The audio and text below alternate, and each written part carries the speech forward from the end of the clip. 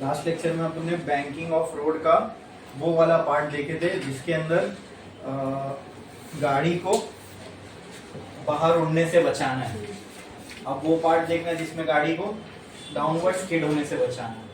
ठीक है, तो आओ उसके लिए पहले मैं डायग्राम बना देता हूँ। ये है बैंक रोड, ये है हॉरिजॉन्टल।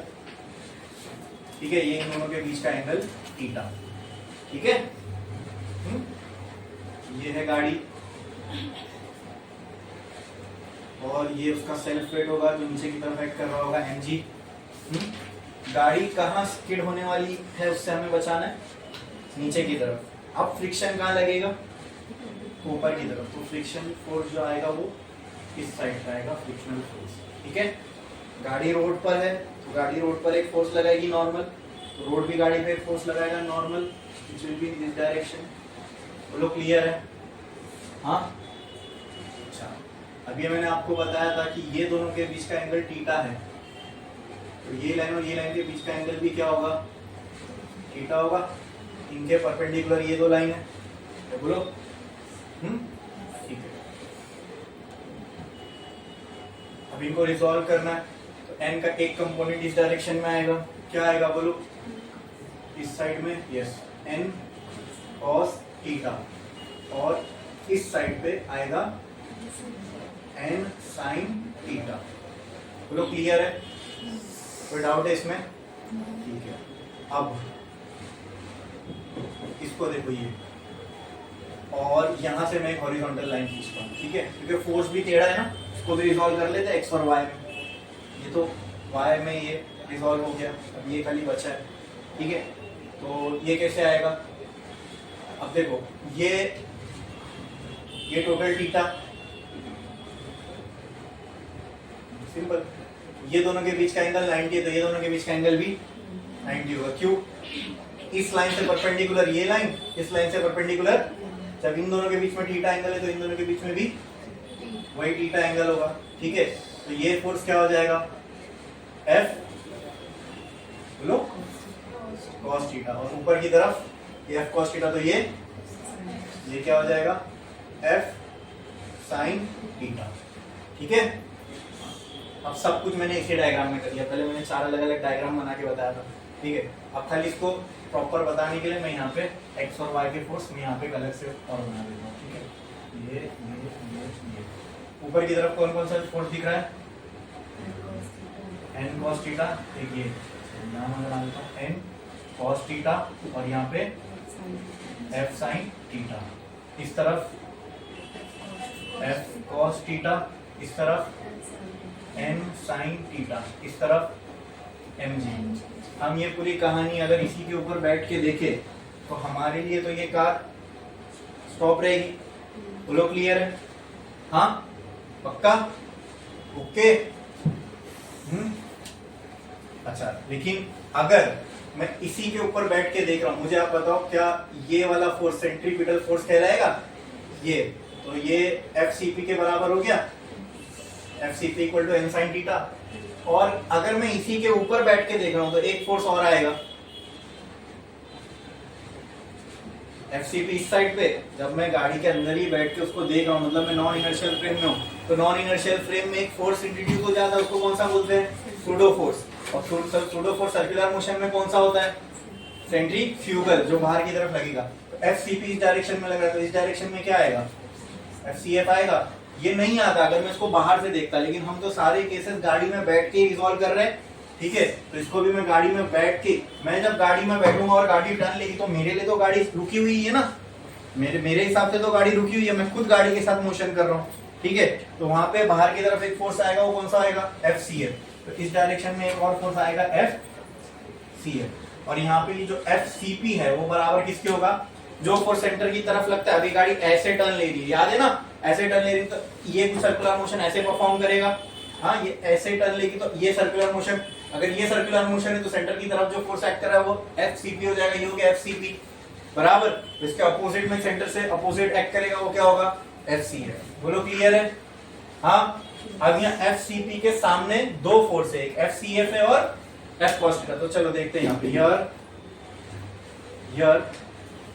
इन एक्स डायरेक्शन, एक्स डायरेक्शन के फोर्सेस क्या क्या है बोलो, इस साइड पे FCP, उस साइड पे FCF plus F cos theta.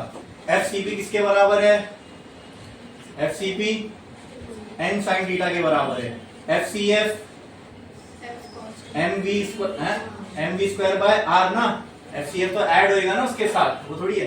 तो FCP की जगह मैं यहाँ क्या लिख सकता हूँ, n sin theta is equal to mv square upon r plus f cos theta.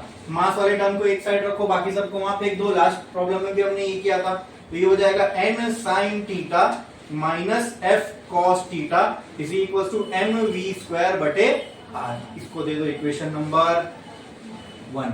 ये हो गए x के सारे फोर्सेस। अब किसमें, y डायरेक्शन के, इन y डायरेक्शन देखते हैं।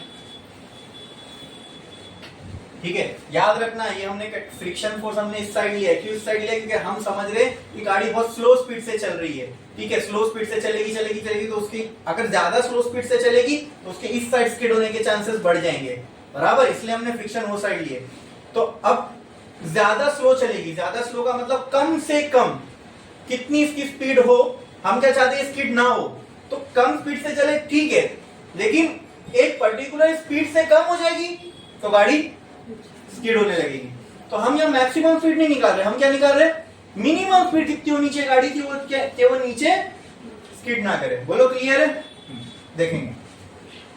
अब वाई डायरेक्शन में कौन कौन सा फोर्स है, ऊपर की तरफ n cos theta plus f sin theta equal to नीचे की तरफ बस बैलेंस कर दिया ऊपर नीचे के फोर्स, जैसे यहाँ पे किया था x में।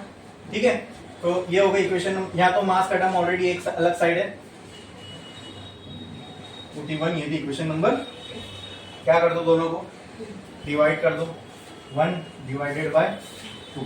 तो इक्वेशन 1 ये थी n sin theta minus f cos theta divided by ये आ जाएगा n cos theta plus f sin theta is equal to, ये क्या थी mv स्क्वायर बाय r, और ये उल्टा होके मल्टीप्लाई 1 अपॉन ये m कैंसल।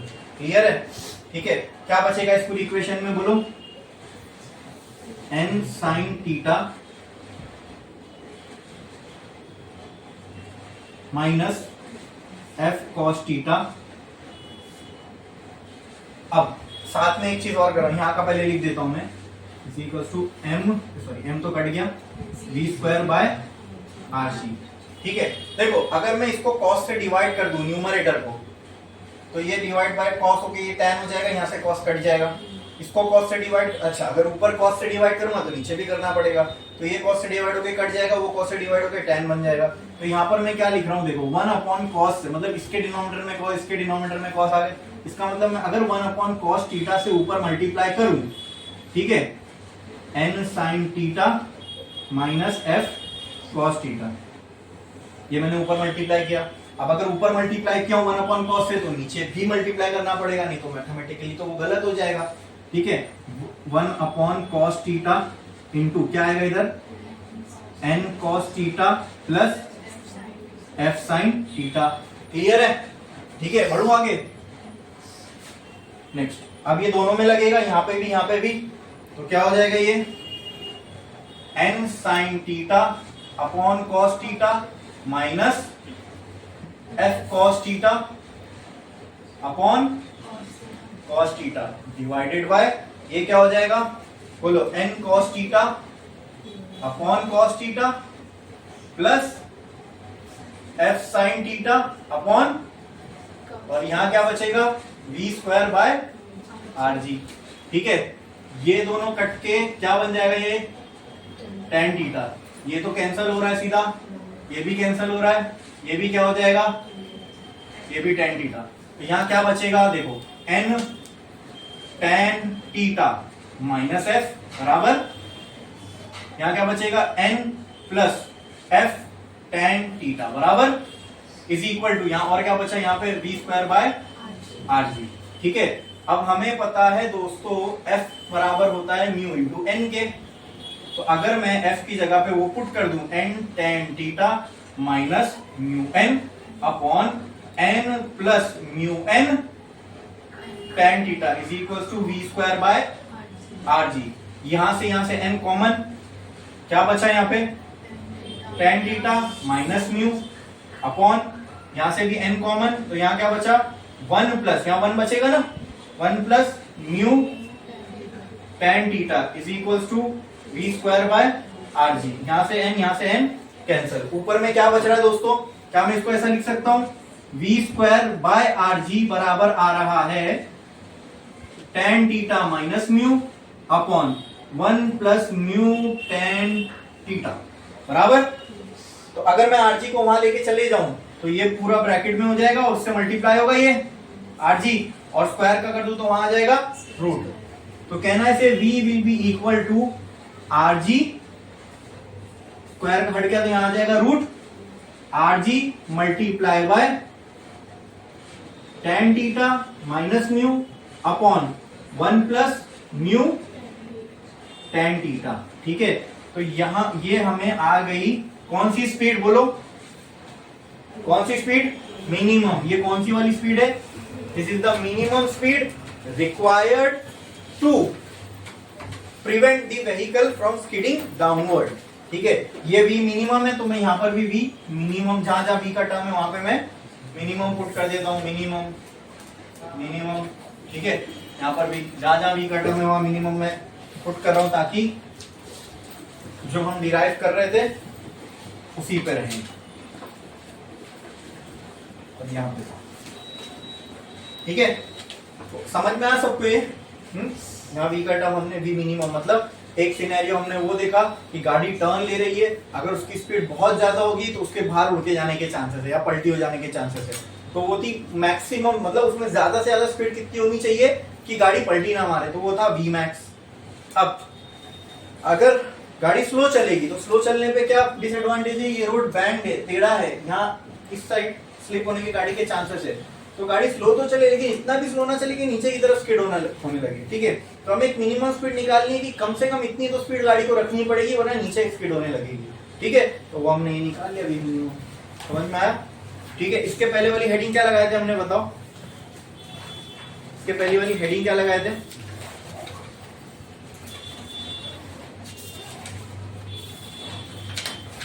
क्या लगाए थे?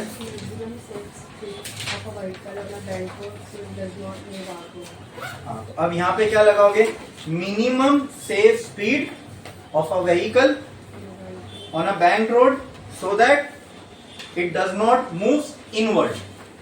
लिखो minimum safe speed of a vehicle on a bank road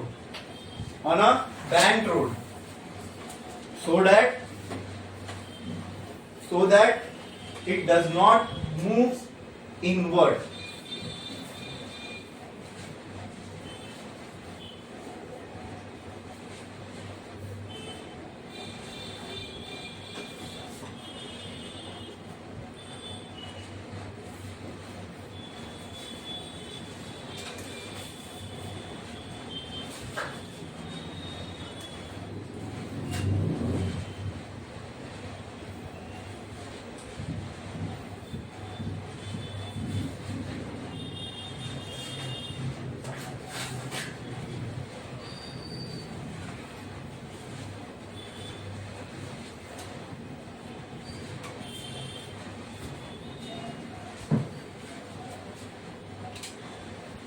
जल्दी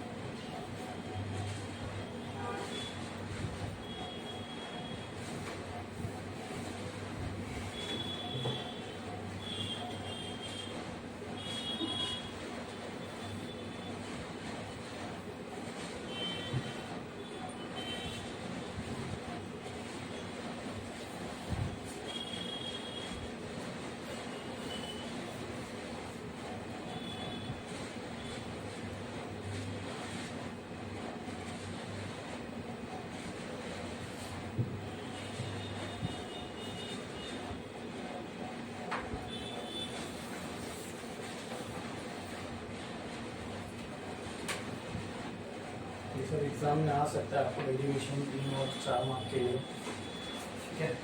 जब सब 4 मार्क के लिए आएगा तो सब कुछ मिला के आएगा, सेफ मोस्ट सेफ स्पीड, फिर safe maximum speed, minimum speed, सब। एक डेरिवेशन इसका अपने आप में 2 मार्क के लिए आ सकता है।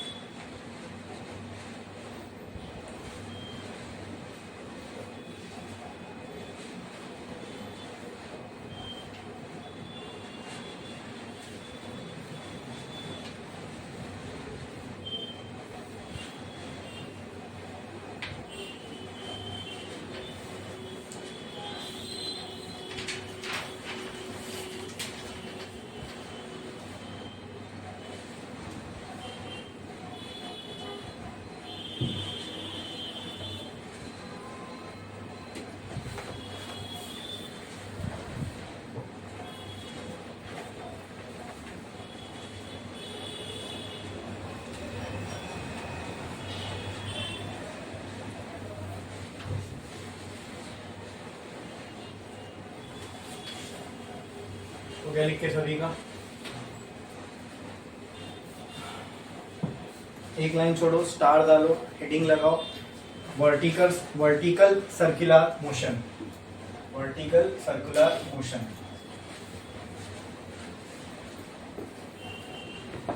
तक जो हम सर्कुलर मोशन देख रहे थे वो एक हॉरिजॉन्टल प्लेन में हो रहा था, ठीक है, मतलब कुछ ऐसा ऐसा। अब हमें जो सर्कुलर मोशन की बात करनी है वो वर्टिकल प्लेन में हो रहा होगा, यानी ऐसे, ठीक है।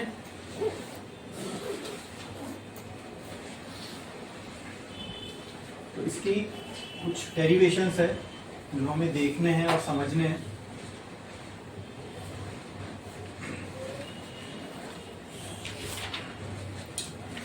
मान लो मैंने एक धागा लिया, उस धागे पे नीचे मैंने कोई पत्थर या नट या बोल्ट कुछ भी एक बांध लिया, एक नट बांध दिया नीचे। अब मैं इस धागे को पकड़ के ऐसे ऐसे ऐसे कर रहा हूँ, तो क्या ये ऐसे वर्टिकल सर्कल में चक्कर काटने लगेगा? हाँ, क्या सर्कुलर मोशन परफॉर्म करेगा? ठीक है, ओके। और ये जो सर्कल रहेगा ये वर्टिकल होगा, वर्टिकल मतलब सर्कल ऐसे प्लेन में ही है, बिल्कुल कि ऐसे प्लेन में, ऐसे में घूम रहा है, ठीक है। अरे बोलो। और जब भी स्ट्रिंग जैसी कोई चीज, मतलब धागे जैसी कोई चीज के आगे कोई मास लगा होता है, जैसे मेरे केस में नट लगा हुआ है, ठीक है, तो धागे में एक फोर्स डेवलप होता है, उसको हम कहते हैं टेंशन। क्या कहते हैं? टेंशन, ठीक है। अब मैं चाहता हूं, मैंने जब इसको ऐसे घुमाया तो मैं चाहता हूँ ये पूरा सर्कल काटे, तो एक चक्कर घूमे, ठीक है। अब आप थोड़ा सा सोच के देखो, ये ऐसे बोल्ट है, मैंने इसको थोड़ा वेलोसिटी दी इनिशियली ताकि ये घूमे, ठीक है, फोर्स लगा के कुछ वेलोसिटी दी ताकि ये घूमे, इधर गया, ठीक है। अगर यहाँ रस्सी लूज पड़ गई मतलब जो भी स्ट्रिंग है मेरी, अगर वो यहाँ ढीली पड़ गई, यस, तो वो नीचे आ जाएगा ना, बराबर, फिर सर्कुलर मोशन परफॉर्म नहीं कर सकता। यानी मेरे को क्या करना पड़ेगा कि कहां तक रस्सी टाइट रहेगी तो ये पूरा सर्कुलर मोशन परफॉर्म कर जाएगा। यहां से अगर मैं मोशन को शुरू करूं तो यहां अगर यहां तक रस्सी टाइट है, इसके आगे लूज पड़ गई तो वो भी गिर जाएगा। फिर ऊपर गई, यहां पर अगर लूज पड़ गई तो वो भी गिर जाएगा। लेकिन अगर यहां तक अगर टाइट रही, यहां तक टॉप मोस्ट पॉइंट तक, ठीक है, तो इसके आगे तो खुद ब खुद ग्रेविटी इसको करवा देगी, सर्कुलर मोशन बचा हुआ। अरे बोलो, क्लियर है? समझ में आ रहा है क्या नहीं? हाँ, तो सर्कुलर मोशन पूरा हो इस मास का जो स्ट्रिंग पे लगा हुआ है, उसके लिए बस हमें क्या चाहिए, हमें किस कंडीशन को फुलफिल करना है कि टॉप मोस्ट पॉइंट पे टेंशन जीरो नहीं होना चाहिए इसके अंदर, ठीक है। टेंशन जीरो हो गया मतलब रस्सी ढीली होगी, समझ में आ गया? तो रस्सी में कोई टेंशन नहीं है, फिर आपने खींच के रखा, जैसे मान लो आपको किसी ने खींच के रखा तो आपके ऊपर बहुत सारा टेंशन है, और किसी ने लूज छोड़ दिया तो हाँ भाई अब टेंशन मेरा गया। उसी तरह अगर स्ट्रिंग को भी किसी ने खींच के रखा है, यानी नट जो उसको अगर प्रॉपर खींच के रखा है, रस्सी टाइट है मतलब उसको किसी ने खींच के रखा है, तो तब तक मोशन हो रहा है। जैसे ही रस्सी लूज पड़ी तो अब वो सर्कुलर मोशन छोड़ देगा, गिरने लग जाएगा। आई बात समझ में? अरे बोलो, क्लियर है? तो हम अगर चाहते हैं कि ये जो मास है वो पूरा सर्कुलर मोशन परफॉर्म कर ले, तो उसके लिए हमें क्या ध्यान रखना पड़ेगा कि ये टॉप मोस्ट पॉइंट पे जो टेंशन है वो जीरो ना हो। बोलो, क्लियर? ये बात समझ में आई? पक्का? ठीक है। ठीक है, तो चलो अब इसी के रिलेटेड हम लोग कुछ चीज देखते हैं कि हर पॉइंट पे, अलग अलग पॉइंट पे क्या क्या टेंशन हो सकता है एक सर्कुलर मोशन में, अगर वो वर्टिकल सर्कुलर की क्या क्या टेंशन हो सकता है किसी स्ट्रिंग में अगर वो वर्टिकल सर्कुलर मोशन परफॉर्म कर रही है तो। ठीक है, तो मान लो ये मैंने अभी जैसे अगर मैं किसी स्ट्रिंग को पकड़ के घुमा रहा हूं तो कहीं तो पकड़ोगे ना, वो हो गया उसका सेंटर पॉइंट, बराबर। स्ट्रिंग की लेंथ हो गई रेडियस और आगे जो मास लगा है वो सर्कुलर मोशन परफॉर्म कर रहा है, तो ये हो गया वो सेंटर पॉइंट, ये हो गई स्ट्रिंग की लेंथ, ठीक है, और यहाँ पे मास लगा हुआ है। बोलो क्लियर है, बोलो क्लियर है, ठीक है, ये हो गया centre, let this be O. ये कुछ ऐसा सर्कुलर मोशन परफॉर्म करेगा, बोलो क्लियर है। हाँ, अब जब ये इधर जाएगा इधर जाएगा इधर जाएगा तो थोड़ा थोड़ा समझ में आता है कि हाँ सर, जब तक ये यहाँ नहीं पहुंच जाता ना तब तक तो ऐसा लग रहा है ये टाइट रहेगा, लेकिन एक बार इस पॉइंट के ऊपर चला गया ना तो ऐसे चांसेस है इसके गिरने के, बराबर बराबर। तो यहाँ टेंशन हो सकता है थोड़ी कम हो, तो हम क्या करते हैं, कोई एक रैंडम पॉइंट पे टेंशन निकालते हैं, उस रैंडम पॉइंट के लिए जो भी इक्वेशन बनेगी वो इक्वेशन हम यूज कर सकते हैं पूरे सर्कल के किसी भी पॉइंट पे टेंशन निकालने के लिए। समझ में आ रहा है, हम एक जनरलाइज इक्वेशन बनाने वाले किसी भी एक रैंडम पॉइंट को लेके, तो आपने अगर रैंडम पॉइंट के लिए इक्वेशन बना ली तो पूरे सर्कल के लिए वैलिड हो जाएगी। फिर आपको उस पॉइंट का अगर जो भी एंगल होगा वो जब उस फॉर्मूले में पुट करोगे तो उस एंगल पे स्ट्रिंग में क्या टेंशन होगा आपको समझ में आ जाएगा। ठीक है, जैसे ये एक, अगर मैं यहां से यहां करूं तो ये एक एंगल है, ये एक एंगल है ना। अभी मान लो ये स्ट्रिंग ऐसे मूव करना चालू हुई और कुछ टाइम बाद ये स्ट्रिंग आ गई इधर पे, तो क्या इसने इतना एंगल ट्रेवल किया? हाँ, अब मेरे को ये, मैं एक कोई भी रैंडम एंगल पे अब इस वक्त इस स्ट्रिंग में क्या टेंशन है मैं निकाल लेता हूं। ठीक है, उसकी एक इक्वेशन बनेगी जिसमें थीटा अननोन होगा। ठीक है, तो टेंशन की इक्वेशन बनी T इक्वल टू समथिंग और उसमें थीटा अननोन होगा। अब मुझे इस सर्कल के किसी भी एक पॉइंट का टेंशन निकालना है, तो मुझे क्या करना है, मान लो अगर यहाँ का टेंशन निकालना है तो मैं यहाँ क्या करूंगा, यहाँ से यहाँ तक चेक करूंगा एंगल कितना बन रहा है, वो एंगल में उस फॉर्मूले में पुट कर दिया तो मुझे उस पॉइंट में स्ट्रिंग में क्या टेंशन है मिल जाएगा। समझ में आया, बोलो क्लियर है। ठीक है, टेंशन इज अ फोर्स। अब अगर हमें फोर्स निकालना है तो फिर से हमें न्यूटन लॉ के जो भी स्टेप्स है वो इस पे लगाने पड़ेंगे, जैसे अब तक हम करते हुए आए, एक फोर्स ऊपर एक फोर्स नीचे एक एक्स में वाई में, है क्या नहीं। तो यहाँ पे भी देखते हैं कौन कौन से ऐसे फोर्सेस है जो एक्ट कर रहे हैं। ये क्या, ये रेडियस है दोस्तों, ये रेडियस है स्ट्रिंग का, तो यहाँ पे बताओ ये रेडियस ये होगा, ये भी तो रेडियस ही है ना। क्लियर है, समझ में आया। लेट्स से इस पॉइंट को मैं ए बोल देता हूँ और यहाँ पे जो एक पॉइंट है एग्जैक्ट, हम कुछ हमें टेंशन तो जो हमें फॉर्मूला आएगा उससे हम टेंशन पूरे सर्कल के किसी भी पॉइंट पे निकाल सकते हैं। ठीक है, लेकिन हमारी टेक्स्ट बुक में हमें 3 स्पेसिफिक पॉइंट पे टेंशन निकालने को बताया है और बोला है, तो मोस्टली प्रॉब्लम भी उन्हीं पॉइंट्स पे आएंगे। ठीक है, तो वो 3 पॉइंट कौन कौन से, एक तो ये सबसे लोएस्ट पॉइंट, एक मिड पॉइंट और एक टॉप मोस्ट पॉइंट। तो लोएस्ट पॉइंट को मैं नाम दे रहा हूँ ए, यहाँ नाम दे रहा हूँ बी और यहाँ इसको मैंने नाम दे दिया सी। तो हम तो अब अगर एक जनरल इक्वेशन आ गई तो क्या वो इक्वेशन से मैं ये पॉइंट की भी टेंशन निकाल सकता हूँ। मैंने क्या कहा, पूरे सर्कल के कोई भी पॉइंट की इक्वेशन, कोई भी पॉइंट की टेंशन में निकाल सकता हूँ उस इक्वेशन से। तो क्या यहाँ की नहीं निकाल सकता, यहाँ की नहीं निकाल सकता। तो हम इक्वेशन बनाएंगे और बी सी ए सब जगह, तीनों जगह की टेंशन देख लेंगे क्या होती है। बोलो समझ में आ रहा है, पक्का? ठीक है, अब मान लेते हैं कि इनिशियली ये इनिशियल पोजीशन है जहां पे मेरा मास था, यहाँ से मैंने कुछ फोर्स लगाया और इसको कुछ इनिशियल वेलोसिटी दी, इससे ये आगे बढ़ा। तो कोई भी एक रैंडम पॉइंट पे मैंने इसकी एक फोटो खींची है, ये है वो फोटो कि यहाँ तक जब भी मैंने फोटो खींचा तो वो मास यहाँ तक पहुंचा था। तो मेरे लिए मान लो ये हो गई इसकी फाइनल पोजीशन। अरे बोलो क्लियर है, अरे बोलो क्लियर है। हाँ, ये यहाँ से निकला यहाँ पे चला। ठीक है, अभी यहाँ पे आ गया, मैं यहाँ पे चेक करता हूँ इसके ऊपर कौन कौन से फोर्स लग रहे हैं। तो चेक करते हैं, सबसे पहले तो इसका खुद का फोर्स होगा, वेट होगा जो डाउनवर्ड एक्ट करेगा, ये हो गया mg। बोलो क्लियर। हाँ ठीक है, अब एक फोर्स वो होगा जो इसके ऊपर स्ट्रिंग लगाएगी, that will be tension force. ठीक है, बोलो tension force is a pulling force, अपनी तरफ खींचता है। तो स्ट्रिंग मास को अपनी तरफ खींचेगी टी टेंशन से। ठीक है, क्या ये एक्स वाई में फोर्स दिख रहा है आपको? नहीं, तो इसको एक्स वाई में पहले रिजोल्व करना पड़ेगा, फिर इसके ऊपर बैठ जाएंगे हम लोग। यहाँ बोलो सेंटर की तरफ कौन सा फोर्स एक्ट कर रहा है, तो यहाँ एफसीपी कौन बन जाएगा, फुट टेंशन। ठीक है, अब डिपेंड करता है एफसीएफ आएगा नहीं आएगा, ये किस पे डिपेंड करेगा, एफसीएफ आएगा या नहीं आएगा? ये किस पे डिपेंड करेगा?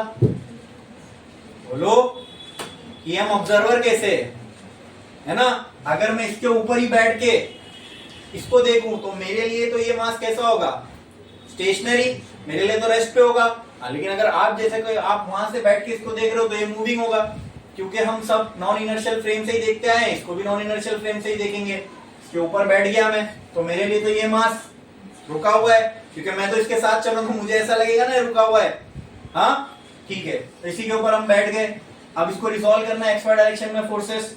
ठीक है, अब ये टेंशन टेढ़ा फोर्स दिख रहा है, इसको ऐसा ऐसा कुछ करना पड़ेगा। तो उसके लिए हम देखो क्या कर रहे हैं। अगर ये एंगल थीटा है, अगर मैं इसको यहाँ आगे एक्सटेंड करूं ये थीटा, तो क्या ये भी एंगल थीटा होगा? कैसे? दो परपेंडिकुलर नहीं ना, ये करस्पॉन्डिंग एंगल है। ठीक है, 9th standard geometry, corresponding angle, alternate angle, है ना, पढ़े थे क्या नहीं? तो ये करस्पॉन्डिंग एंगल्स है। अरे बोलो क्लियर है? सिंपल ना भाई, ये दो जो इसी को समझ लो मैंने आगे लेके आ गया, तो एंगल थोड़ी ना बदलेगा, होता ही रहेगा। ठीक है, अरे बोलो ठीक है, ये एंगल हो गया थीटा। अब यहां से अगर मैं उठा दूं इसको, ये एंगल थीटा, तो ये एंगल भी, ये क्या बन रहा है? जेड। या तो ऐसा बोल सकते इसको अगर ये थीटा तो ये भी थीटा, या तो वर्टिकल या अपोजिट एंगल से बोलो या अल्टरनेट एंगल से बोलो, ये एंगल थीटा आ जाएगा। क्लियर है? हाँ, अब देखो टेंशन का हमें थीटा मिल गया, ये टेंशन वाला फोर्स था, ये उसका एंगल थीटा है। तो इस साइड पे टेंशन क्या हो जाएगा? इस साइड पे ये टी है, और यहां पे इसका क्या कंपोनेंट आएगा? वेरी गुड, क्या आएगा? T cos theta. इस साइड पे क्या आएगा? T sine theta. बोलो कुछ डाउट है इसमें किसी को? हाँ, T cos theta T sine theta कैसे आया? अरे बोलो। हाँ, अब कहां बैठ के हम इसको रिजॉल्व कर रहे हैं?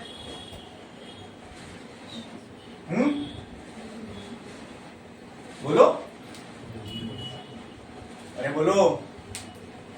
इसी के ऊपर ना, तो इसके ऊपर बैठे हैं तो क्या एक और फोर्स आएगा? FCF। कहाँ आएगा? बाहर की तरफ, ये सेंटर की तरफ, ये तो इसके अपोजिट ये होगा FCF। अरे बोलो क्लियर है? समझ में आया? पक्का? बढ़े आगे। बोलो। ठीक है, हम दोनों कर सकते थे, या तो हमने T को ऐसा ऐसा, अब ऐसे और ऐसे में तोड़ दिया। ठीक है, mg डाउनवर्ड। अब FCF को भी फिर हमें दो पार्ट में तोड़ना पड़ेगा, इधर की तरफ और एक इधर की तरफ, बराबर। इसके लिए ये थीटा बना हुआ है, तो ये क्या हो जाएगा? FCF। ये क्या हो जाएगा? FCF cos theta. और ये तो यहां पे मैं लिख दूं क्या? FCF cos थीटा, और ये साइड पे FCF sin थीटा। सारे फोर्स टूट गए XY में। ठीक है, तो इन एक्स डायरेक्शन क्या दिख रहा है आपको? इन एक्स डायरेक्शन, इन एक्स डायरेक्शन क्या दिख रहा है आपको? बताओ। T साइन थीटा बराबर FCF साइन थीटा, बराबर। अरे बोलो। यहां से ये कैंसिल, T बराबर FCF, वही होना भी चाहिए था, वही होना भी चाहिए था। T और FCF बराबर है। ठीक है, तो क्या आ जाएगा? टेंशन की वैल्यू में यहाँ क्या आ जाएगी? FCF के बराबर mv²/r भी हम यहाँ लिख सकते हैं। ठीक है, अभी फिलहाल के लिए इसको ऐसे ही रहने दो। इन y डायरेक्शन में चेक करो क्या क्या है।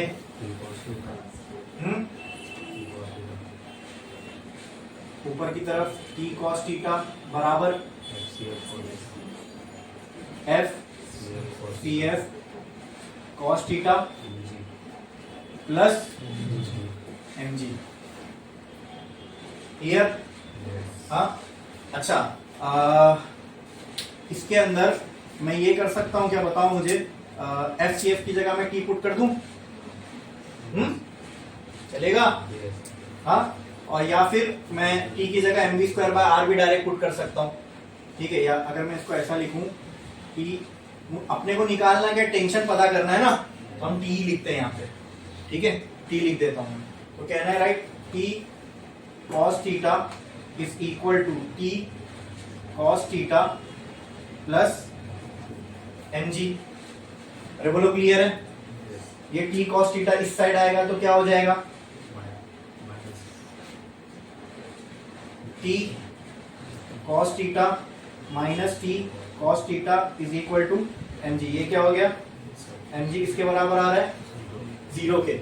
यानी एम जी का जो फोर्स है उसको ऊपर कोई बैलेंस नहीं कर रहा। हाँ बराबर, देखो ना एम जी का फोर्स डाउनवर्ड है और उसको ऊपर की तरफ यहाँ पे T cos theta F C F cos theta plus M G, ये डाउनवर्ड और उसको ऊपर की तरफ क्या था, टी कॉस थीटा। ठीक है, एक काम करता हूं मैं, टी की जगह पे M we square by R put करके देखते हैं। ठीक है, इसमें क्या इक्वेशन आती है, तो let say M we square by are cos theta is equal to M we square by are cos theta plus M G. ये दोनों में से अगर हम लोग m कॉमन निकाले तो यहाँ क्या बचेगा, v square by are cos theta, हाँ v square by r, m we square by r, tension T cos theta. एक की जगह अगर हम टी रखें तो T cos theta plus M g equal to M we square. एक काम करो, ये आप लोग बनाओ, आगे देखते हैं हम लोग, बनाओ इसको।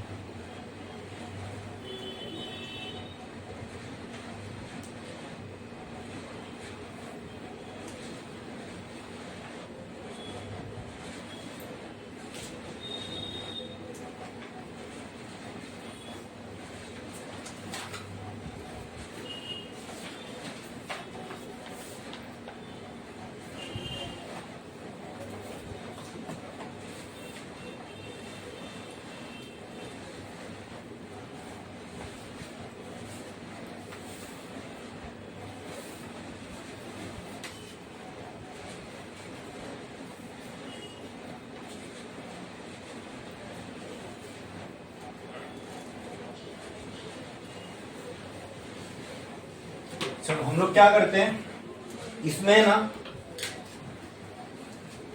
टी का कंपोनेंट यहां लेने की बजाय हम एमजी का कंपोनेंट यहां लेके देखते हैं। ठीक है, यहां पे बना रहा हूं मैं, ये बॉब है, ये सर्कुलर मोशन, यहां से यहां तक मान लो इसने थीटा एंगल कवर किया, इसका सेल्फ वेट mg नीचे की तरफ एक्ट कर रहा है, ठीक है। इस साइड में रस्सी में क्या आएगा, टेंशन। इसके अपोजिट में रस्सी में क्या आएगा, FCF, अगर इसके ऊपर ही बैठ के देख रहे हैं तो, ठीक है। ये एंगल थीटा तो ये एंगल भी थीटा, ठीक है। अब मुझे पता mg का यहाँ पे कंपोनेंट क्या आएगा, mg cos theta, very good. और इस साइड पे mg sin थीटा, ठीक है। हाँ, इसी करना चाहिए था अपने को, खामखा कॉम्प्लिकेट कर दिया मैंने। T इस साइड, mg इस साइड, इसके खाली y डायरेक्शन के फोर्स देखो तो क्या ऐसा लग रहा है T को ये दोनों बैलेंस कर रहे हैं, कहना से इन y डायरेक्शन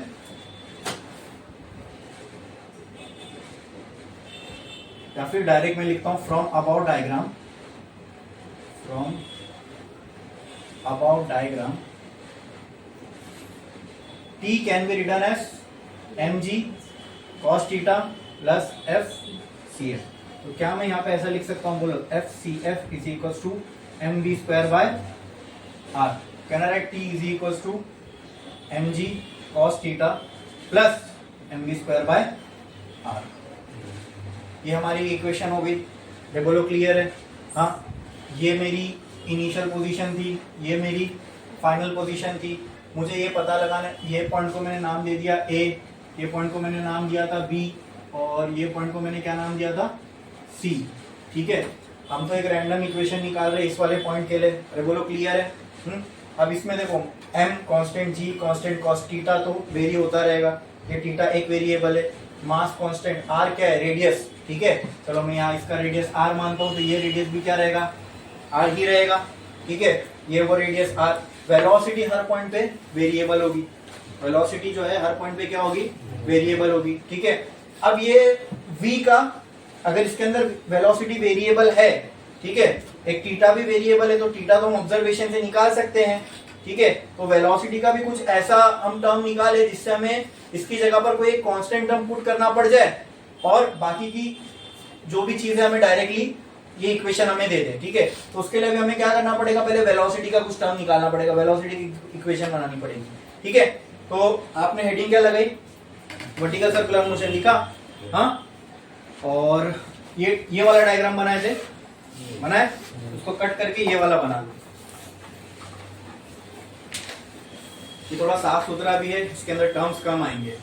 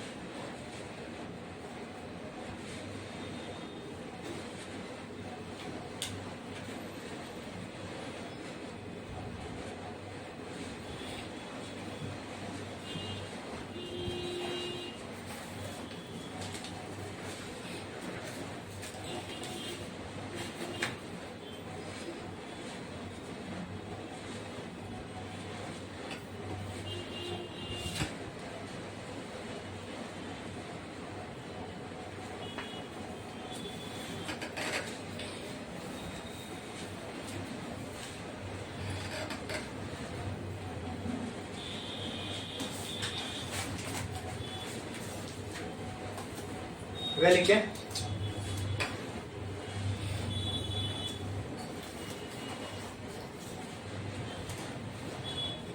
अब एक लाइन छोड़ो, स्टार डालो और लिखो। चलो स्टार मत डालो, इसी में हम लोग कंटिन्यू करते हैं।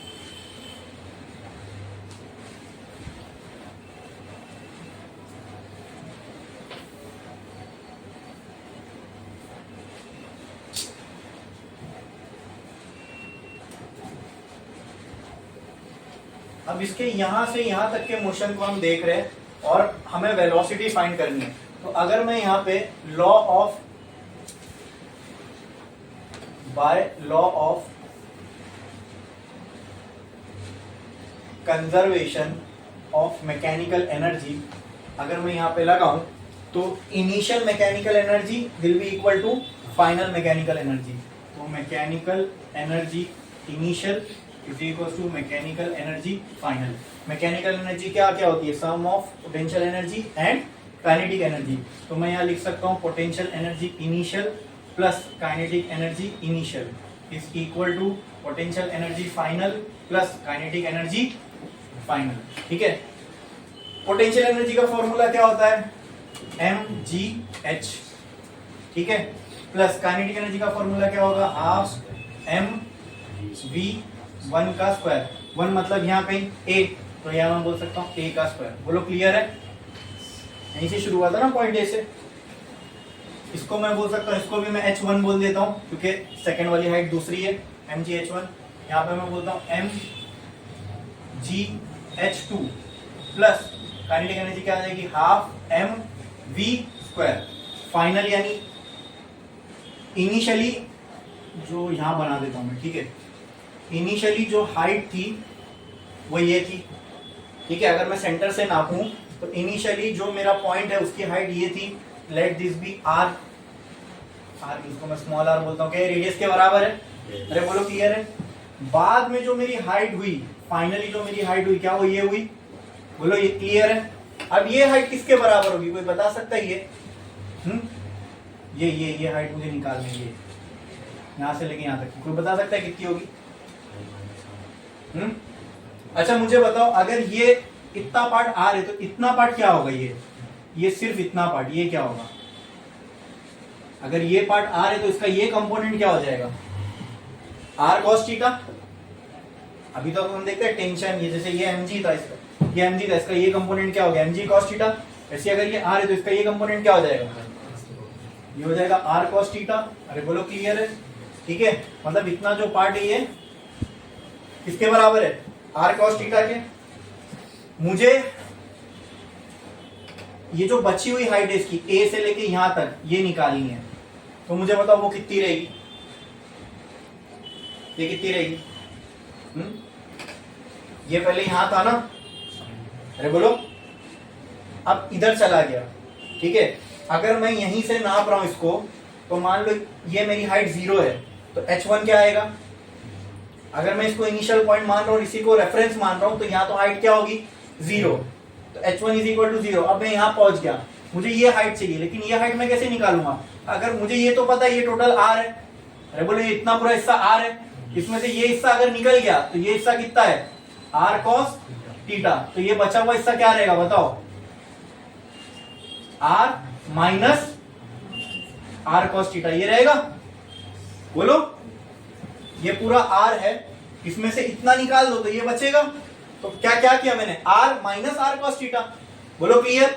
समझा? ठीक है, तो कहना है से यह h1 is equal to 0 and h2 is equal to r minus r cos theta. तो बोलो क्लियर है? पक्का? तो पुट करो यहाँ पे, अगर ये 0 है तो यहाँ पे mgh1 plus half mva square is equal to mgh2 plus half mv square. va initial velocity है, v फाइनल वेलोसिटी। यहाँ पे जो वेलोसिटी होगी पार्टिकल की, let it be v। Clear? चलो मैं यहाँ पे इसका एक डायरेक्शन बनाता हूँ, और v यहाँ पे मैंने वेलोसिटी का डायरेक्शन बनाया, उसको मैंने नाम दे दिया va। क्लियर है? समझा कि नहीं समझा? पक्का? बढ़ो आगे। ये टर्म क्या हो जाएगा? 0। h2 की जगह क्या आएगा? बोलो। तो कहना है right, half m va square is equal to, अब देखो यहाँ पे एक और चीज मैं कर सकता हूं, m सब में कॉमन है, हटा लिया। ठीक है, क्या बचेगा यहाँ पे? Half va square is equal to G, h2 की जगह क्या लिख सकता हूं? r minus r cos theta, फिर क्या बचेगा? Plus v square by 2। Clear है? थ्रू आउट अगर 2 से मल्टीप्लाई करूं, मल्टीप्लाइंग बाय 2, तो क्या हो जाएगा बोलो? यहां से 2 कैंसल, यहाँ क्या बचेगा? वी स्क्वायर बराबर यहाँ क्या बचेगा? 2g r minus r cos theta plus V square. मुझे तो v की वैल्यू चाहिए, मतलब एट एनी रैंडम पोजीशन, क्योंकि यहाँ पे v है बराबर, तो ये पूरे टर्म को यहाँ लेके आऊंगा तो क्या हो जाएगा बोलो? V A square minus 2g r minus r cos theta is equal to V square. ये मुझे वी स्क्वायर की वैल्यू मिल गई, वो भी एक कांस्टेंट के फॉर्म में। वी ए इनिशियल वेलोसिटी ये हम देंगे बराबर। अब ये इक्वेशन लो और इसके अंदर पुट करो, चलो देखते हैं क्या आता है।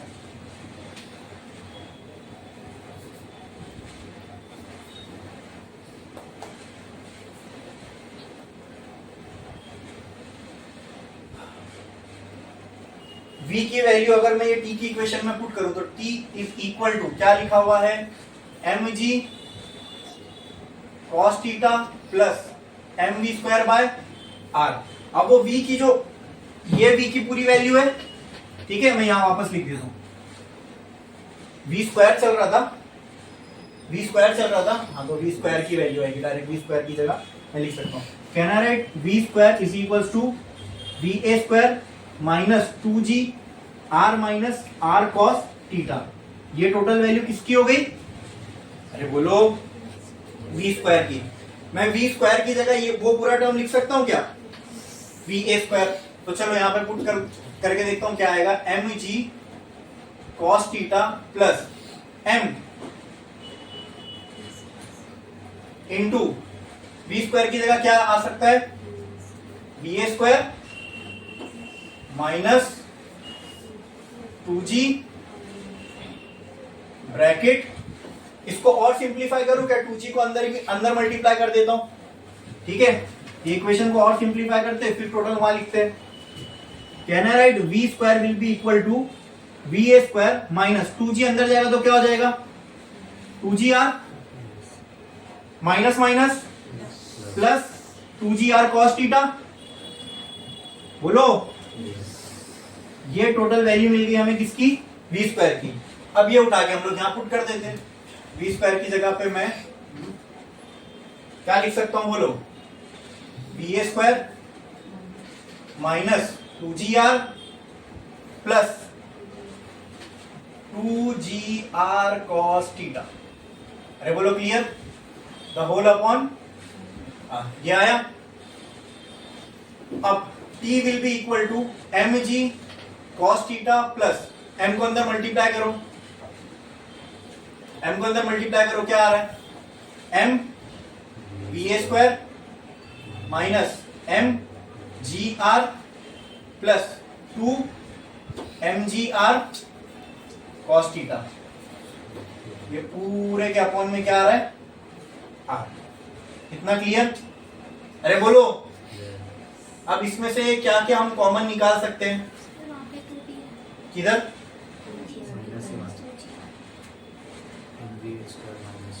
इधर माइनस। क्लियर?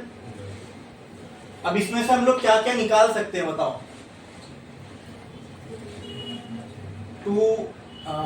इन सब में से m कॉमन निकाल सकते हैं, ठीक है। कर लो ये पहले, और थोड़ा फिर जगह लगेगी, पहले इतना लिख लो, कर लो।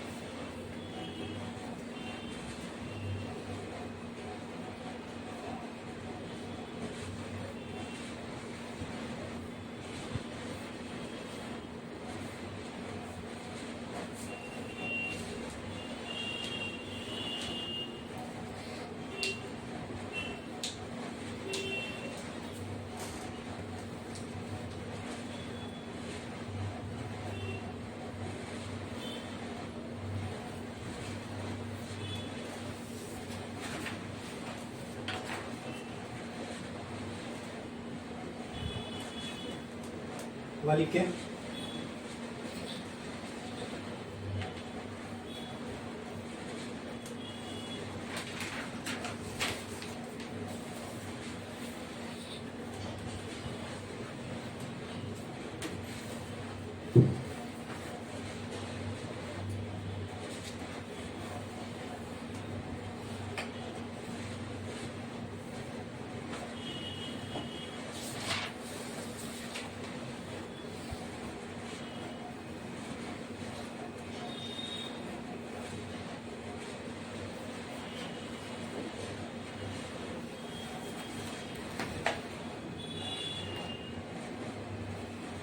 हो गया?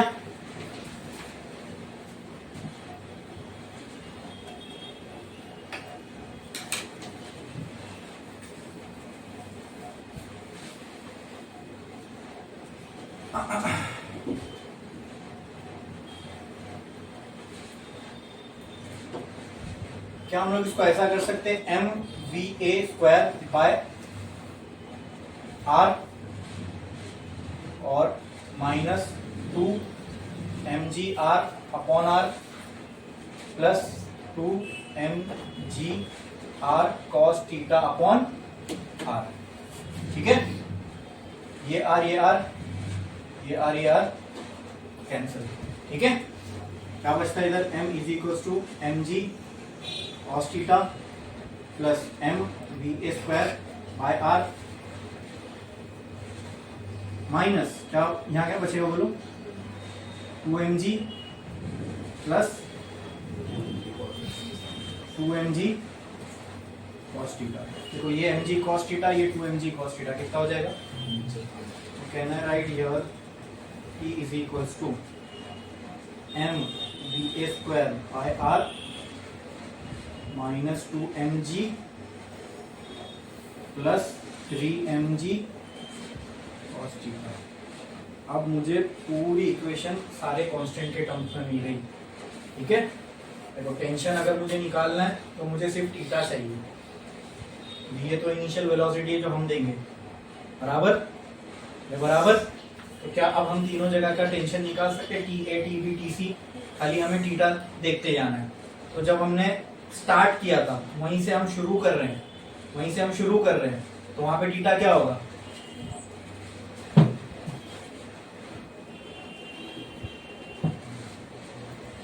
for tension at A, theta is equals to 0.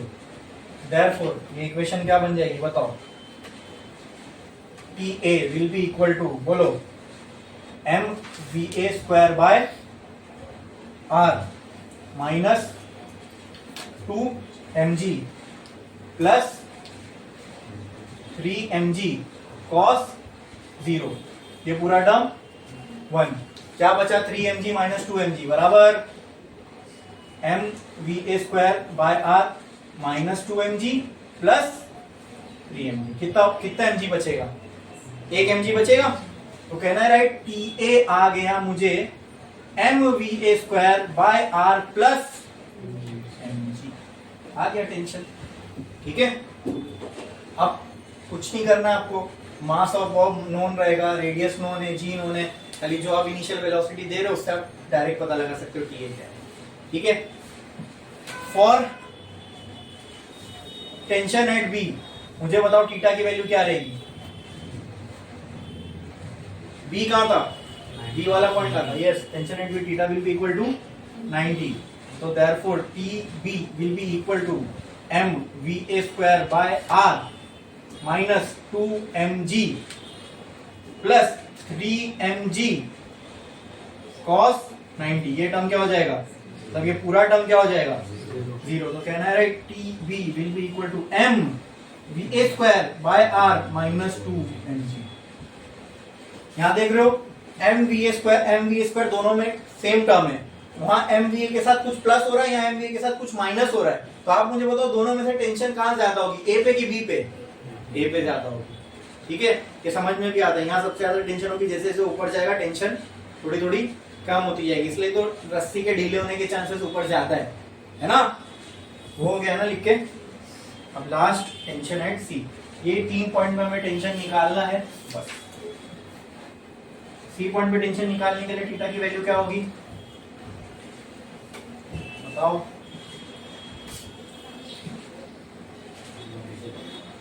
For tension at C theta will be 180 degree. ये बोलो क्लियर है? तो 180 रखोगे तो क्या आ जाएगा? T tension will be equal to tension at C, ठीक है, will be equal to M we A square by are minus 2mg plus 3mg cos 180। ये 180 का यहाँ क्या लग जाएगा? -1 कॉस 180 क्या होता है?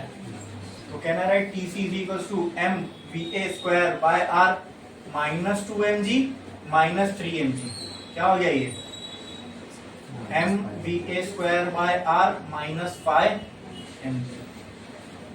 अब यहाँ पे एम वी ए में से 2 mg माइनस हो रहा था, यहाँ M we A square by R में से 5 mg माइनस हो रहा है। इन दोनों में से कौन बड़ा होगा? टीवी। मतलब अगर मैं तीनों को कंपेयर करूं तो कहना है से T A will be greater then TB end TB will be greater then TC. Clear है? समझ में आया? नहीं, सबसे ज्यादा टेंशन इधर, फिर सबसे कम इधर है। ये बोलो क्लियर है?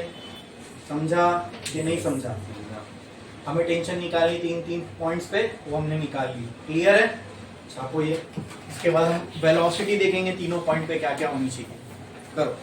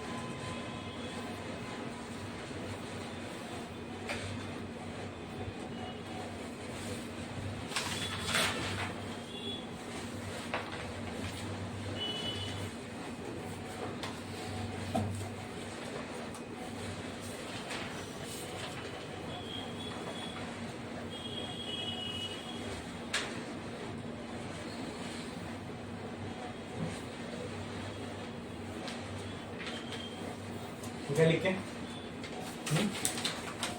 नेक्स्ट एक लाइन छोड़ो, स्टार डालो, हेडिंग लगाओ, हेडिंग लगाओ।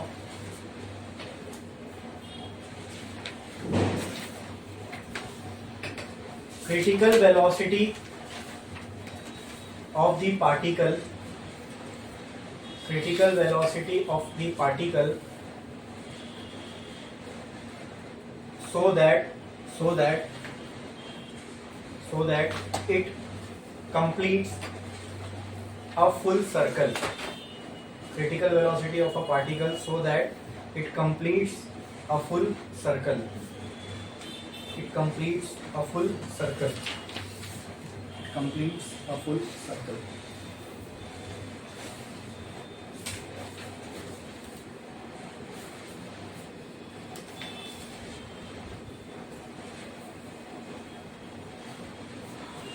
ये हो गया ना, लिखे?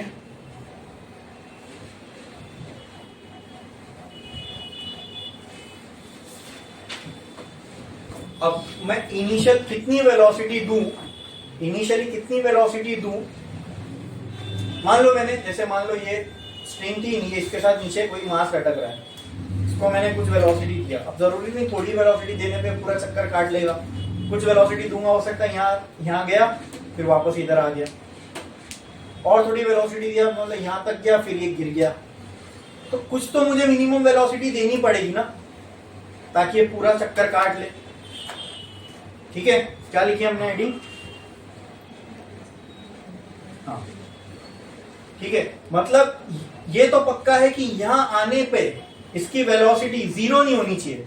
अगर यहाँ आके ये रुक गया तो क्या हो जाएगा, स्ट्रिंग जो है वो ढीली हो जाएगी। स्ट्रिंग के ढीले होने को स्लैक करना बोलते हैं, स्लैक हो जाएगी और ये पूरा चक्कर काट नहीं पाएगा। ठीक है, तो क्रिटिकल वेलोसिटी का मतलब क्या होता है दोस्तों? क्रिटिकल वेलोसिटी का मतलब ये वाली जो पॉइंट है, या किसी भी पॉइंट पे सर्कल के, ठीक है, ऐसी वेलोसिटी उस पॉइंट की कि स्ट्रिंग वहां पे स्लैक ना करे। जैसे कि फॉर एग्जांपल मैंने यहां से कुछ वेलोसिटी दी, ये जो मास था इसको मैंने ऐसी कुछ वेलोसिटी दी, ये यहां पहुंचा, ठीक है, कम से कम यहां उसकी वेलोसिटी कितनी हो कि ये पूरा चक्कर काट ले। ठीक है, इतना तो पक्का है, यहां पर इसकी जो वेलोसिटी है वो जीरो नहीं होना चाहिए, कुछ तो नॉन जीरो वैल्यू होनी चाहिए।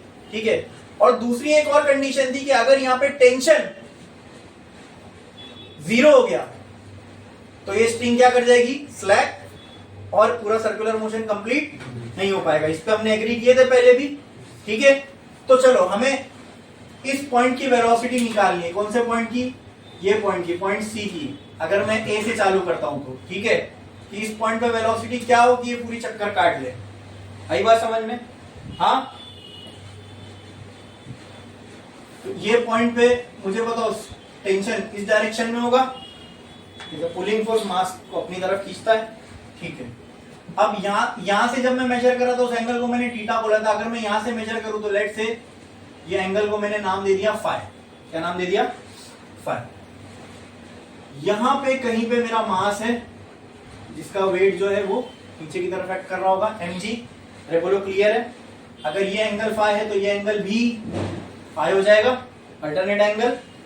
इसका यहां पे कंपोनेंट क्या आ जाएगा, बोलो? ये mg का ये साइड पे क्या आएगा? हाँ, mg cos थीटा। ठीक है, क्या यही एफसीपी का जैसा काम कर रहा है? हाँ, और ये साइड पे क्या कंपोनेंट आ जाएगा इसका? mg sin theta. mg के sin थीटा के सामने तो कुछ नहीं है। इसी के ऊपर बैठ के देख रहा हूं तो यहां पर भी एक फोर्स आएगा FCF के बराबर। अरे बोलो क्लियर है? हाँ, बढ़े आगे।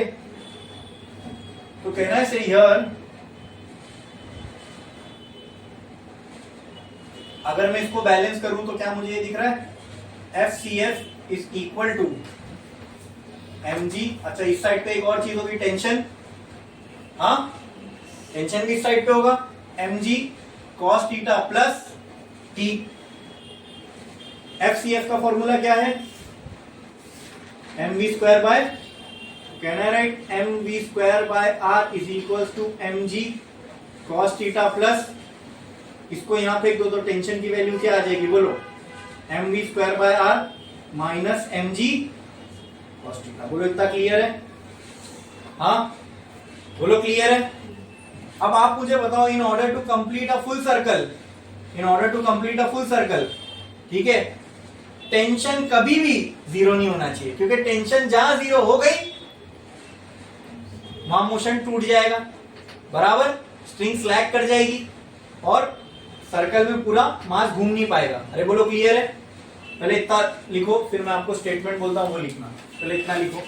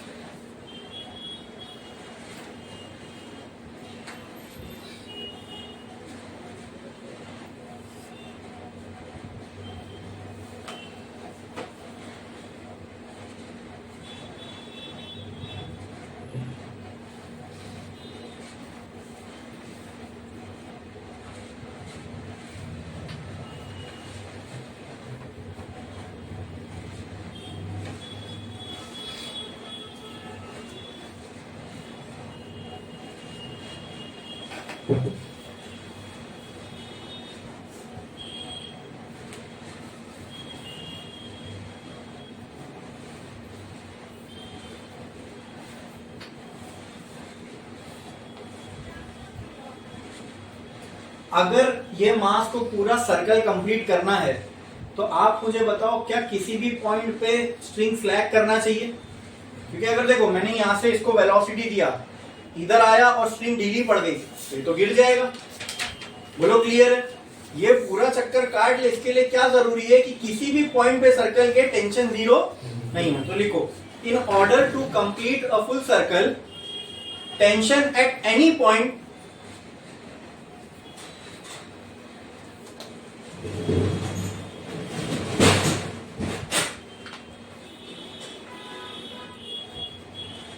should not be equal to 0।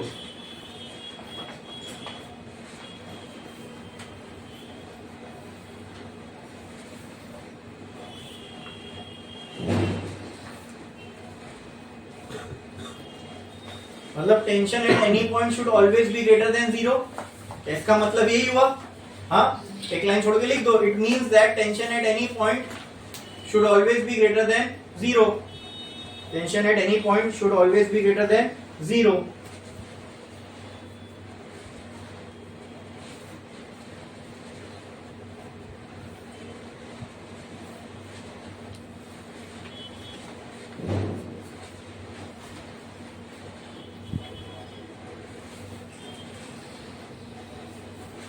ठीक है, अब एक लाइन छोड़ो, लिखो therefore we can say that, therefore we can write, ऐसा लिखो, therefore we can write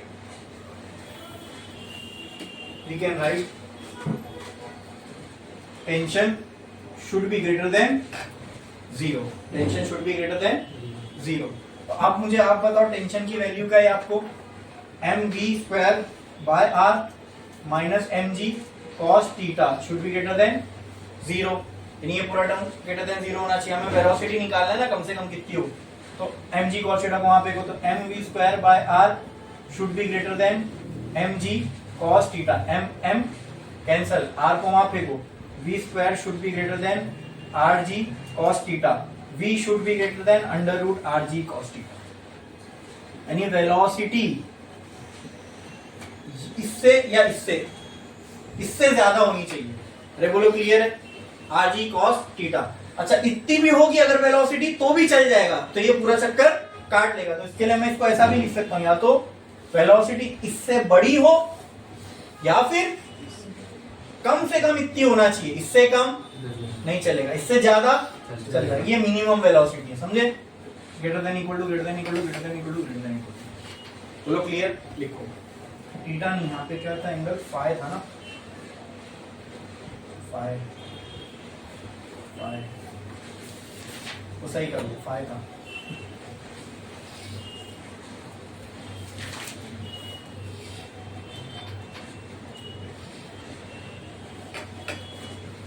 ये क्रिटिकल वेलोसिटी का जनरलाइज फॉर्मूला हो गया पूरे सर्कल के किसी भी पॉइंट के लिए, क्योंकि यहाँ पे दिख रहा है आपको फाई का टर्म आ रहा है। अब हमें किसी भी पॉइंट पे क्रिटिकल वेलोसिटी निकालनी है तो हम ये फॉर्मूला यूज कर सकते हैं, ठीक है।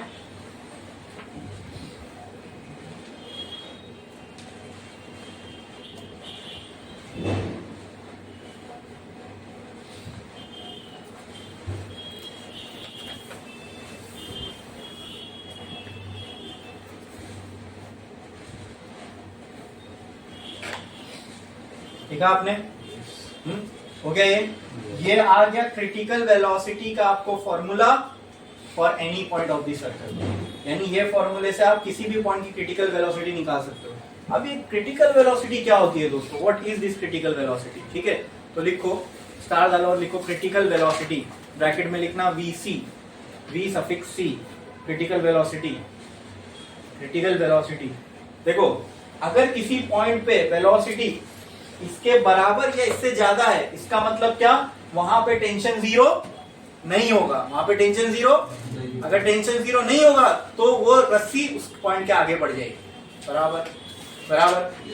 फुल सर्कल करने के लिए हम क्या चाहते हैं, किसी भी पॉइंट पे जीरो ना हो, और अगर यहां तक पहुंच गया, यहां अगर टेंशन जीरो, लास्ट पॉइंट कौन सा, ये वाला, अगर यहां टेंशन जीरो नहीं हुई तो पक्के से ये सर्कल कंप्लीट कर लेगा। तो हमारे लिए एक जो क्या बोलते हैं, अगर यहां जीरो हो गई टेंशन तो भी नीचे आ जाएगा यहां, लेकिन अगर यहां तक पहुंच गया तो आखिरी पॉइंट ये है कि जहां पे टेंशन जीरो नहीं होना चाहिए, अगर यहां टेंशन जीरो नहीं हुई तो पक्के से ये, तो अगर मुझे यहां टेंशन जीरो नहीं करना है, मतलब मुझे यहां की क्रिटिकल वेलोसिटी जानना है, टेंशन जहां जीरो नहीं होगा, आ रही है बात समझ में। क्रिटिकल वेलोसिटी का मतलब क्या, कि कम से कम अगर इतनी वेलोसिटी इस पॉइंट पे पार्टिकल के पास है तो वहां पे टेंशन जीरो नहीं होगा। ये वेलोसिटी का मतलब क्या हुआ, ये टर्म का मतलब क्या हुआ, वेलोसिटी इससे ज्यादा होगी तो टेंशन जीरो नहीं होगा। तो पॉइंट सी की क्रिटिकल वेलोसिटी का मतलब क्या, यानी पॉइंट सी पे अगर इतनी वेलोसिटी रही तो यहां टेंशन जीरो नहीं होगा, और अगर यहां टेंशन जीरो नहीं हुआ तो फुल सर्कल कंप्लीट कर जाएगा।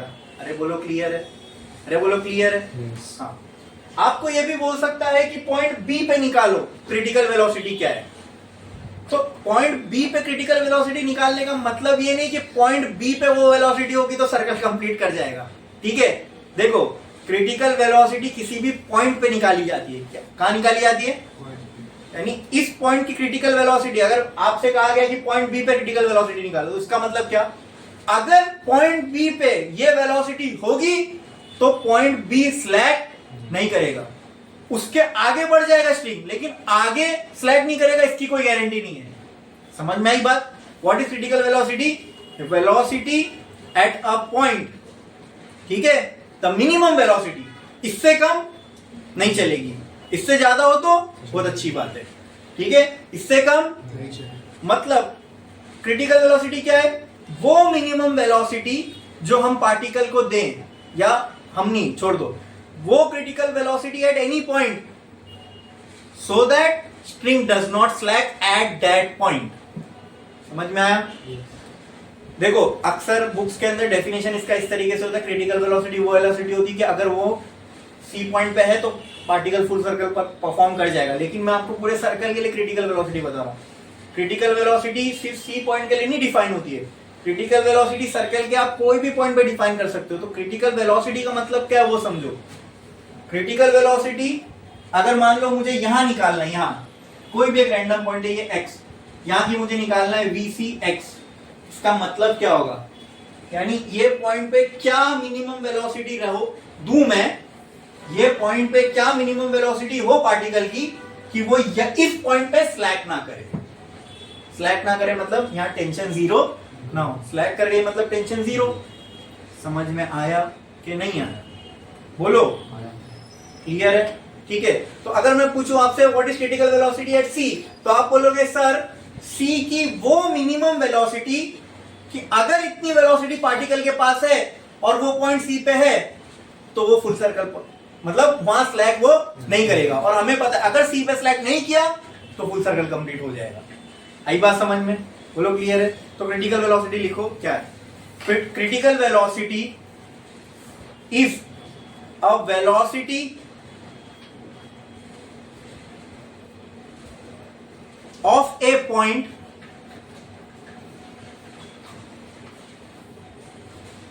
in a circle is a minimum velocity लिखो, वेलोसिटी वेलोसिटी मत लो, is that minimum velocity, ऐसा लिखो क्रिटिकल वेलोसिटी, अच्छा ऐसा लिखे ना, critical velocity is a velocity of a point in a circle, नहीं गलत हो जाएगा, कट करो पूरा, इसको वापस से लिखाता हूं, देखो critical velocity is that minimum velocity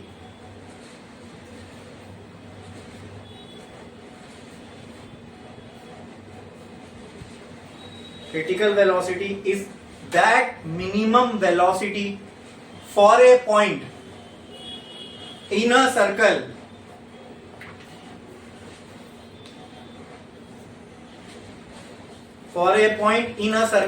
such that string does not slack, such that string does not slack at that point, string does not slack at that point, ठीक है? ये तो पूरे सर्कल के लिए हमने डिफाइन कर दिए, अरे बोलो क्लियर है?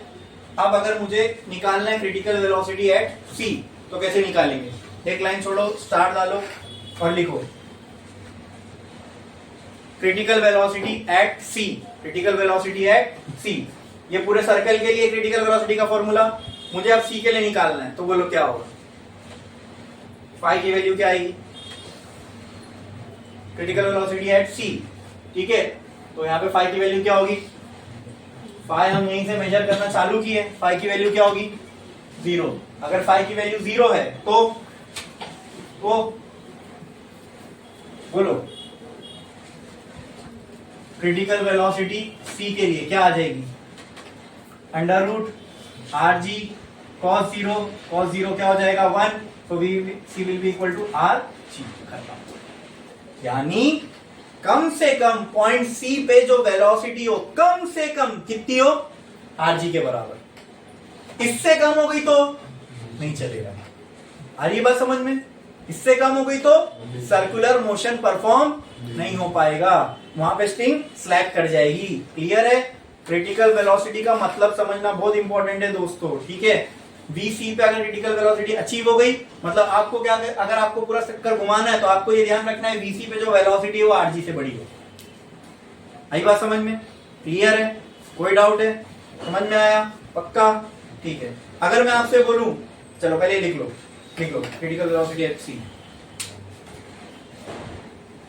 For critical velocity at C phi is equal to 0, therefore VC will be equal to under root RG cos 0।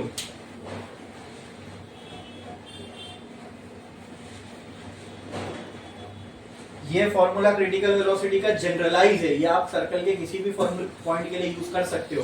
खाली थीटा की वैल्यू डालो, उस पॉइंट की क्रिटिकल वेलोसिटी मिल जाएगी, ठीक है? अब find critical, next point, critical velocity at point B. Critical velocity किसी भी पॉइंट के लिए डिफाइन होती है, critical velocity at point B. तो पॉइंट बी के लिए फाई की वैल्यू क्या होगी? बोलो, यहां से मेजर करोगे तो पॉइंट बी पे पहुंचोगे, फाई की वैल्यू क्या होगी? Therefore critical velocity will be equal to, ऐसा लिख दो, मैं यहां पे इसको ऐसा लगा दो, क्रिटिकल वेलोसिटी एट सी, ऐसे क्रिटिकल वेलोसिटी एट सी, तो ये हो गई क्रिटिकल वेलोसिटी एट बी, ठीक है? Will be equal to under root are G cos 90 is 0, तो critical velocity at B will be 0। ये मैंने कहा था ना, क्रिटिकल वेलोसिटी का मतलब सिर्फ ये नहीं कि वहां पे वो सर्कल कंप्लीट कर ले, क्रिटिकल वेलोसिटी बी की क्या आ रही है? 0। इसका मतलब क्या कि अगर पॉइंट बी पे वेलोसिटी 0 भी हुई तो ये चल जाएगा, ठीक है? अरे बोलो, टाइट रहेगी तब तक। हाँ, इसके आगे का मैं नहीं बोल सकता, पॉइंट बी की बात कर रहा हूं मैं। हो सकता है जैसे पॉइंट बी के ऊपर है तब स्लैग कर जाओ, नीचे गिर जाए, समझे? पॉइंट बी की खाली बात हो रही है बस, समझ में आया? क्लियर है? और ये सब मोशन हम कहां से एनालाइज कर रहे हैं? पॉइंट ए से स्टार्ट करके, ठीक है? मैं एंगल खाली उल्टा नापूं, इसका मतलब ये नहीं कि ये पार्टिकल उल्टा आ रहा है, मैंने एंगल खाली ऊपर से नापूं। बोलो क्लियर है? समझ में आया? पक्का? बढ़े आगे? ठीक है। अब एक लाइन छोड़ो, स्टार डालो और लिखो what should be the velocity eight A, what should be the velocity eight ए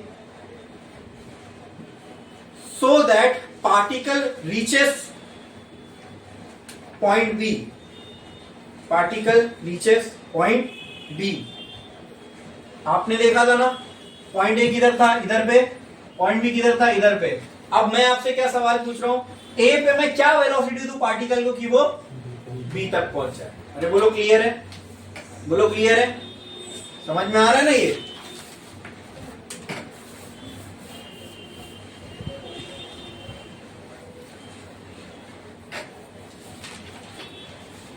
तो ये मेरी हो गई इनिशियल पोजीशन, ये मेरी हो गई फाइनल पोजीशन। अब इन पे अगर मैं law of conservation of mechanical energy apply करूं तो क्या आएगा देखते हैं।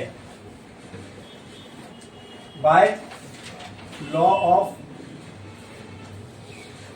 कंजर्वेशन ऑफ मैकेनिकल एनर्जी क्या कहता है? ये mechanical energy initial will be equal to mechanical energy final. Mechanical energy क्या क्या मिलकर बनती है?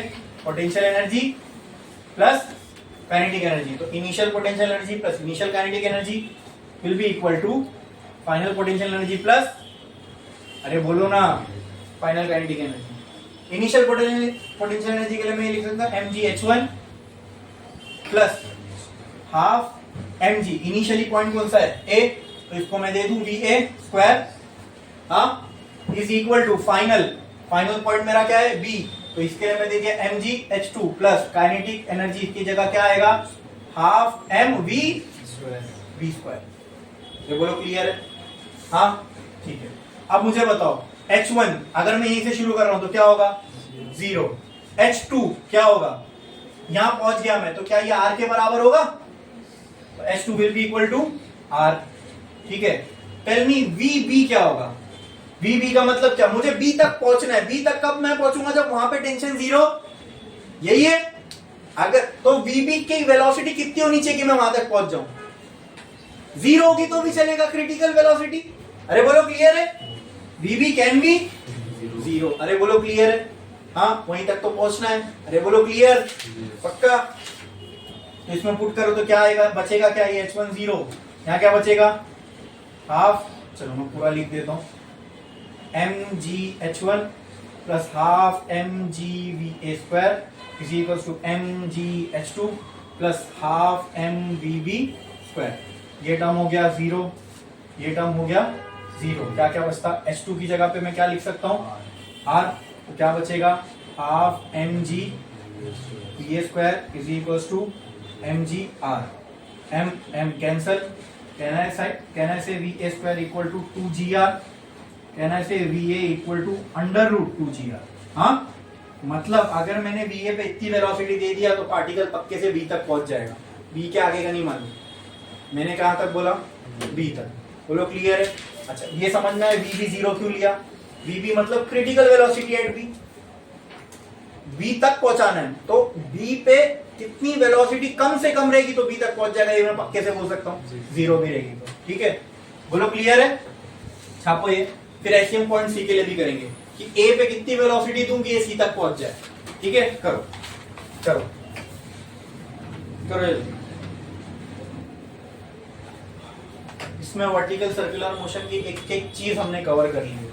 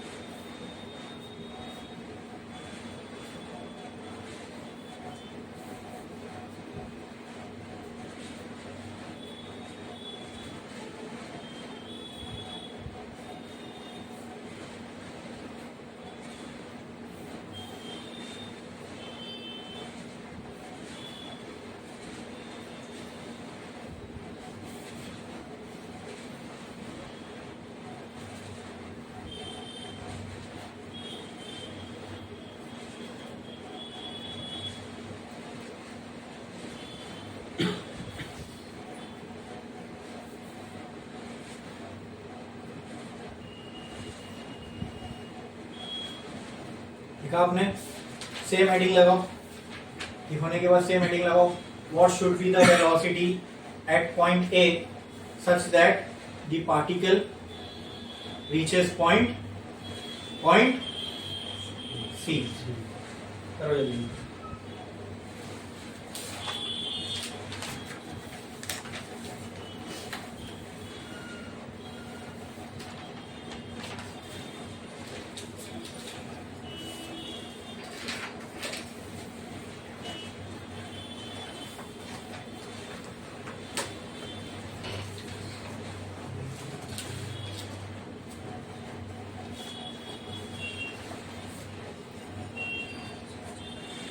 हो गया लिख के? हो गया लिख के? ठीक है। अब सेम इनिशियल पॉइंट मेरा ये है और फाइनल पॉइंट मेरा क्या हो जाएगा ये, ठीक है। तो मुझे बताओ by law of conservation of mechanical energy initial will be equal to final, potential energy kinetic energy, potential energy kinetic energy final, ठीक है।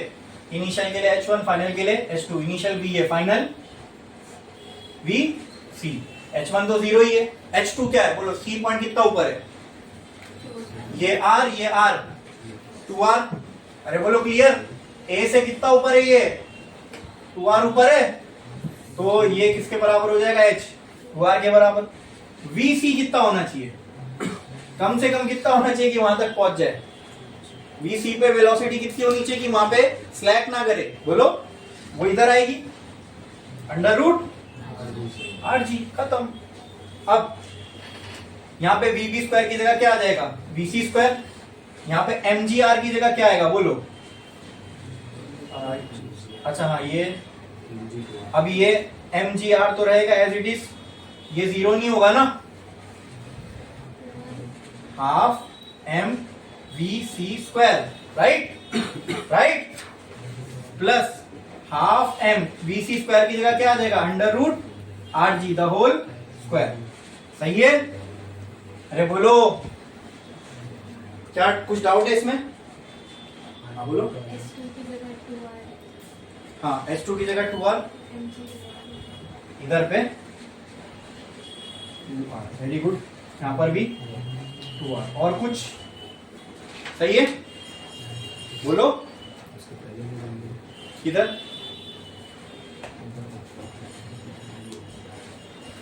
पूछो डाउट है तो पूछो ना,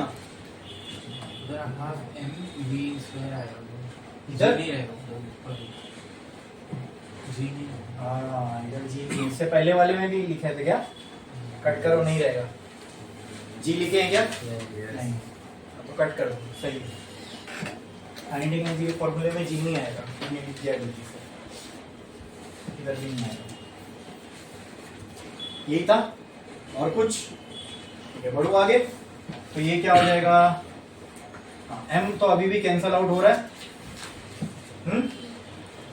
बोलो क्या बच रहा है, half VA square is equal to 2RG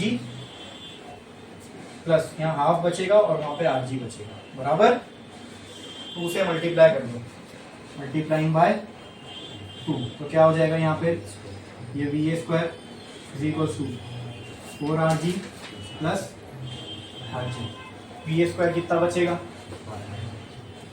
5RG, तो VA कितना बचेगा अंडर रूट 5RG, मतलब अगर VA पे मैंने अंडर रूट 5RG की वेलोसिटी दिया तो मेरा जो वहां से कहां तक पहुंच जाएगा, एक बार C तक पहुंच गया तो पूरा सर्कल कवर कर लेगा, समझ में आया, हाँ पक्का। इसके बाद के जो भी टॉपिक है वो हम देखेंगे एक ब्रेक के बाद, ठीक है।